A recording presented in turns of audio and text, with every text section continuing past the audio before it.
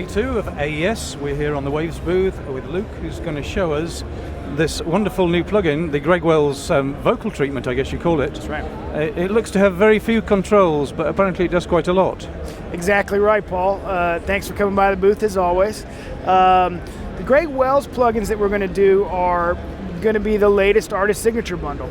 And so the Chris Lord-Alge, Jack Joseph Puig, Tony Maserati, Eddie Kramer, artist signature bundles have all been very popular. Many Americans was also very, very popular. So we decided to partner with Greg Wells and do some plugins in the same vein.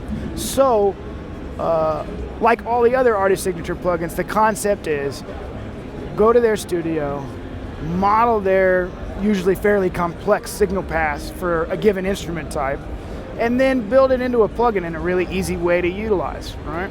So this one might even be a little simpler and easier to use than some of the previous artist signature plugins. So we know that all of our users, both in studio and live sound, do appreciate that. And there's a lot under the hood. So the way we've built this one, and this I believe was Greg's idea, that as I turn this knob up, I go through different algorithms in a set signal path that are all actually Waves algorithms from previous plugins that we've made that Greg loves. So if I turn this up from like 0 to 25%, I'm going through his favorite vintage filter coming from our HEQ plugin. And then I pull this up 25 to say 50%, and now I'm getting some extra harmonic distortion, and I start to barely touch the compressor that he's picked out. And I believe he's used a couple different compressors to create a composite flavor.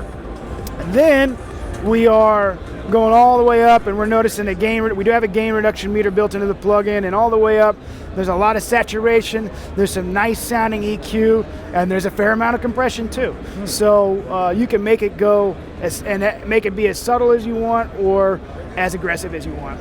And then, just as a handy way to get to time-based effects really easily and quickly, he has a delay, a fixed delay, time delay, a doubler that has some of our vintage tape modeling we've done with the Abbey Road bundle, I believe, and then the reverb also set to just be a standard one sound reverb, but all sounding very lush and cool, and all instantiated in parallel after the big knob.